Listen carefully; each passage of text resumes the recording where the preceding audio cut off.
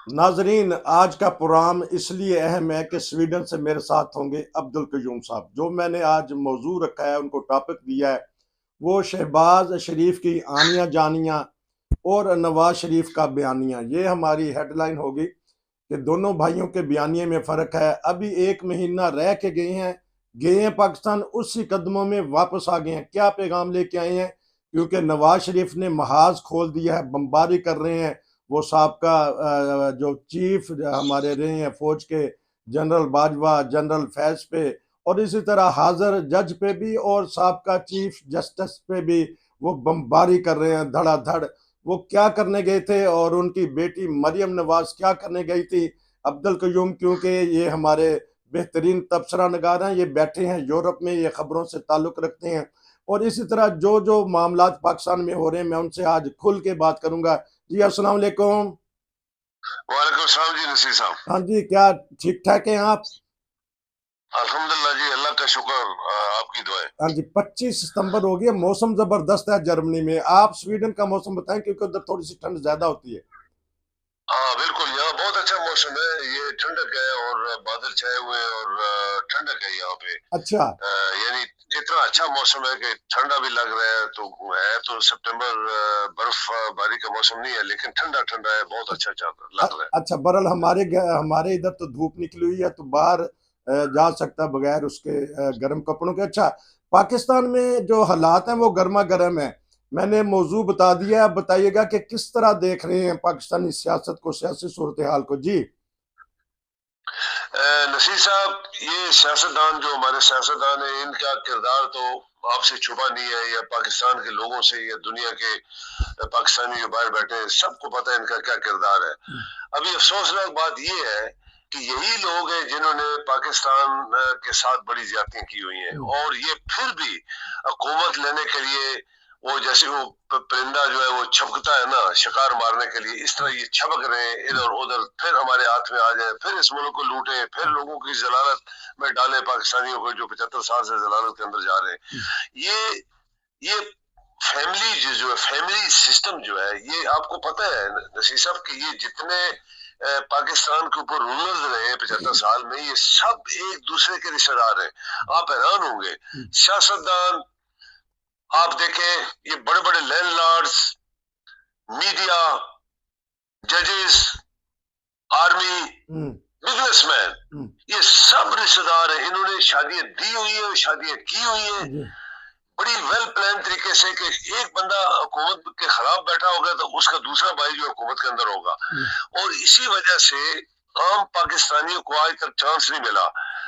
Europe में हम रहते हैं, हम हमारा मुल्क है। देखिए, पहली बात ये रसीद है, वो हमारा मुल्क है, हम उससे प्यार करते हैं। आप सब हम लोग जो बाहर बैठे हैं, वो हमारी फौज है, हम उससे प्यार करते हैं। हमारे लोग हैं जो फौज में सर्विस कर रहे हैं, औरतें कर रही है आजकल, हम सब से प्यार करते हैं। वो हमारा मुल्क है, हमारी फौज है। पाकिस्तान को पैसा देता है, वो हमारा खून है उनके अंदर। लेकिन कुछ गिने चुने दो चार बंदे कहीं भी किसी महकमे में होते हैं, अगर वो पुलिस में होते हैं या फौज में होते हैं या सियासतदान, तो है ही करप्ट शुरू से, इनका एक रिकॉर्ड है। या बाकी महकमे होते तो उसके ऊपर तनकीद करना हमारा हक बनता है। तनकीद नहीं आप करेंगे तो कैसे पता लगेगा कि ये बंदा काम नहीं सही कर रहा। जैसे महकमों के अंदर कोई गलत काम करता है, उसको पकड़ने वाले लोग होते हैं, इसने चोरी की है, इसने गलत काम किया है, इसने बेईमानी की है, इसने कुमा परवरी की है, तो उसके अंदर सिस्टम होता है जो पकड़ते हैं। लेकिन अगर पूरे मुल्क में ये सिलसिला हो जाए, तो फिर जो हम लोग बाहर बैठे हैं, हम यूरोप के देखते हैं तरक्की याफ्ता ममालिक ये क्यों बन गए, तो हमारा काम है उनके ऊपर तनकीद करना, हम किसी के दुश्मन नहीं है। अच्छा देखिए, सियासतदानों ने जो खेल खेला है इस मुल्क के साथ, अभी भाई भाई के साथ, बेटी बाप के साथ, और बाप भाइयों के साथ, ये सब चक्करबाजी है। तो ये शहबाज जो है, ये 16 साल तो इसको हुकूमत, 16 महीने, सारी जो महीने हुकूमत आई थी वो वेल प्लान तरीके से इमरान को हटाने के लिए आई थी, अपने केस माफ कराने के लिए आई थी। और जो जो इन्होंने किया हुआ था, 16 पार्टीज के सरबराहों ने सब वो क्या कहते हैं, नहा धो के निकलना चाहते थे कि हम फिर साफ शफाफ और पॉलिश मार के आ जाएंगे लोगों के सामने, लेकिन ऐसा हुआ नहीं है। कुदरत बड़ी बेनियाज है। अल्लाह ताला की प्लानिंग्स और इंसानों की चालाकियां, जी ये चलने नहीं देता वो। इन्होंने जो भी किया, अभी देखे चीफ जस्टिस नया आ गया है, मेरा पूरा ईमान है ये चीफ जस्टिस निहायत ईमानदारी के साथ 1 साल काम करेगा और इनके सारे जो इन्होंने वो जो गंद इन्होंने मुल्क के अंदर डाला वो सारा रिवर्स होगा और उनके ऊपर पड़ेगी सारी गंदगी। अभी गंदगी उनके ऊपर जा रही है।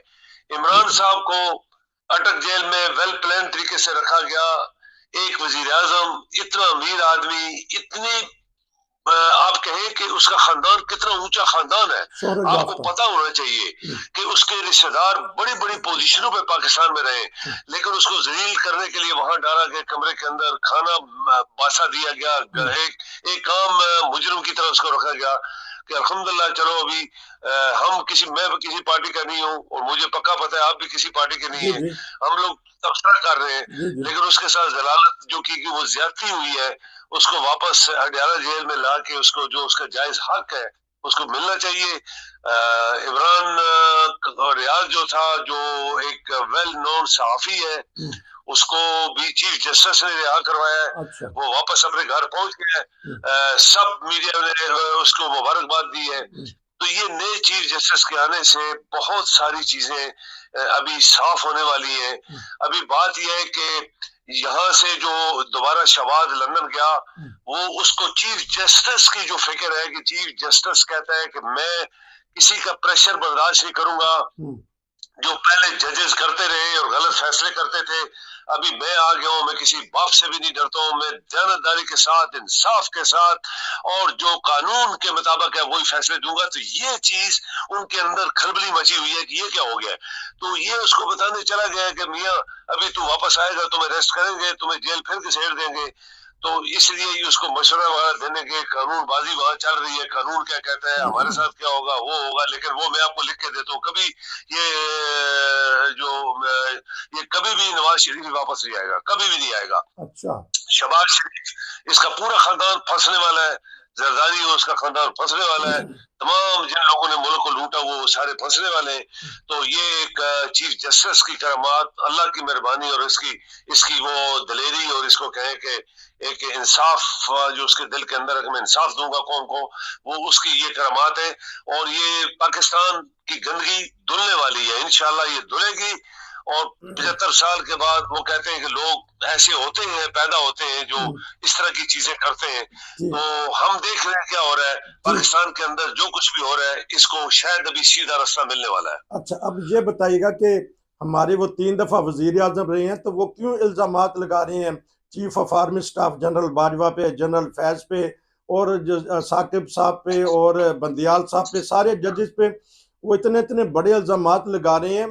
वो क्यों बयानियां ऐसा ले रहे हैं? फिर अगर इतना ही अच्छा था, इतने ये बुरे थे, तो फिर जनरल बाजवा को उन्होंने एक्सटेंशन क्यों दी थी? क्यों 2 साल के लिए उनको तरक्की दी थी या दोबारा? अपने मफाद के लिए। देखिए नसीर साहब, अपना मफाद, ये लोग मफाद परस्त ये लोग थे, सारे मफाद परस्त, अपना मफाद।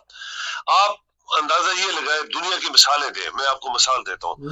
इंडिया में पाकिस्तान एक मुसलमान सदर था जो जो जो आपको नाम भी याद होगा, उसका नाम क्या था? आजाद, जिन्होंने एटम बम बनाया था, आजाद। एग्जैक्टली।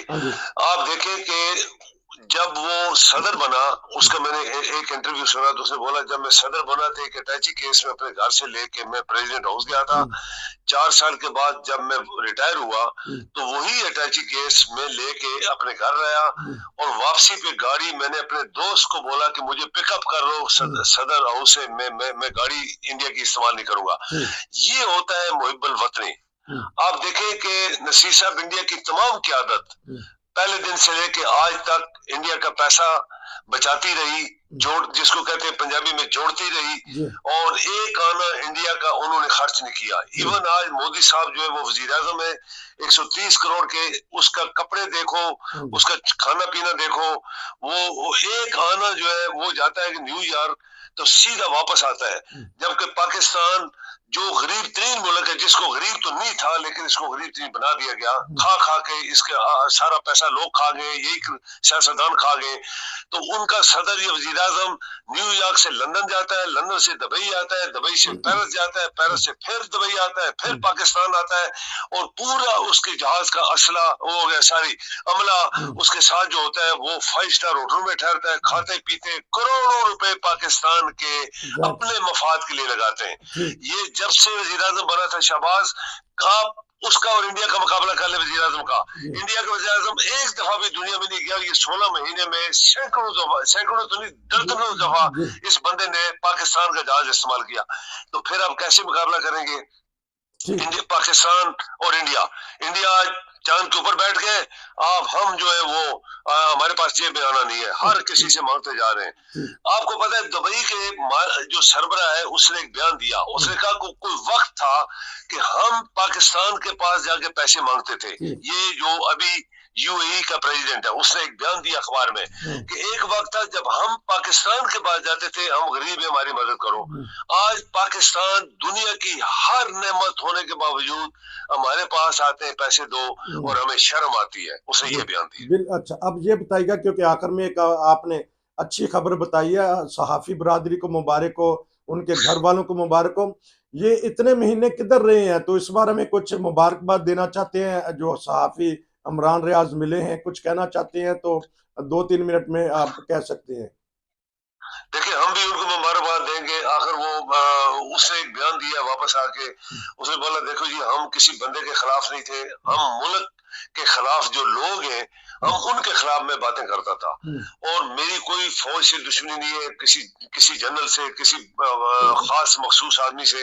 हम मुल्क को लूटने वालों के खिलाफ जर्नलिस्ट जो होते हैं वो बात करते हैं, और मैं भी करता रहा हूँ। लोगों को अच्छा नहीं लगा तो मुझे इन्होंने फिर जेल में डाल दिया गसील को सूट के, और जेल वो कहता मैं जेल में रहा हूँ, आम कैदी की तरह रहा हूँ, मुझे मेरे साथ कोई रियायत नहीं की गई, जो जैसे कैदी थे वहां पे मैं भी वहीं था। और 3 महीने के बाद चीफ जस्टिस ने, ये जो हमारा चीफ जस्टिस है, इसने प्रेशर डाला है, तो तब जाके पुलिस ने छोड़ा है। वैसे ये पता ही नहीं रहे थे कि वो बंदा है रहता किधर है। नाजरीन, आज का स्पेशल प्रोग्राम मैंने अब्दुल कयूम साहब से लिया था कि पाकिस्तान की सियासी सूरत हाल जो बन रही है उसके ऊपर ये बताइएगा कि हमारे निगरान वजीर आजम किस उम्मीद पे हैं। आज लंदन में कल आए हैं, पहले अमेरिका गए हैं, तो ये इंतखाबात वक्त पर करा सकेंगे? बड़ी बदबख्ती है नसीर साहब, हमारे साथ बड़ी ज्यादती हुई है। इसीलिए देखो ना, जो भी लोग हमदर्द हैं मुल्क के वो बातें करते हैं। हम किसी से पैसा नहीं मांगते, हमने हमारा कोई रिश्तेदार नहीं है, ना हमने कोई पोजीशन लेनी है, ना वहां पे जाके किसी की मिन्नत समाजत करके कोई फायदा उठाते हैं। ये पाकिस्तान के साथ ज्यादती हुई है कि एक वजीर आजम जो 3 महीने के लिए बनता है और उसकी ड्यूटी सिर्फ ये होती है कि इलेक्शन करवाए, और उसको इलेक्शन की इंटरेस्ट की बजाय वो इधर उधर भाग रहा है, ये करना है वो करना है, ऐसा कर देंगे वैसा कर देंगे, इकॉनमी ठीक कर देंगे, तुम्हारा कोई काम नहीं, तुम इलेक्शन कराओ देनादारी के साथ। फिर नई हुकूमत जो आएगी उसका काम है कि वो किस तरह इस मुल्क की इकॉनमी को उठाते हैं, संभालते हैं, क्या करते हैं, ये उनकी जिम्मेदारी होनी चाहिए। लेकिन वो चीज भूल गए। आपको देख रहे हैं इलेक्शन कमिश्नर ये पहले दिन से बागी है। ये शख्स कौन था, किसने इसको रखा था?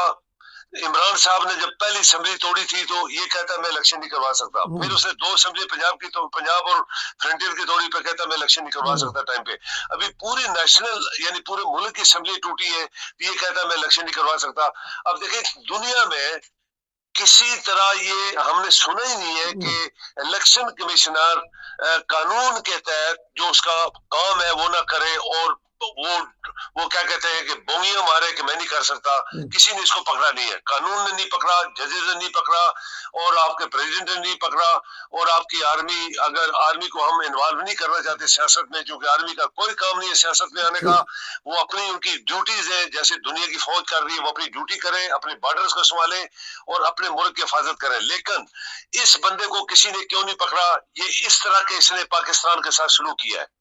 बहुत शुक्रिया नाजरीन, ये था एक स्पेशल प्रोग्राम जिसपे अब्दुल कयूम साहब पाकिस्तानी सियासी सूरत हाल पे तबसरा कर रहे थे। इंशाल्लाह फिर आपसे मुलाकात होगी। नसीर को इजाज़त दीजिए। अस्सलाम वालेकुम।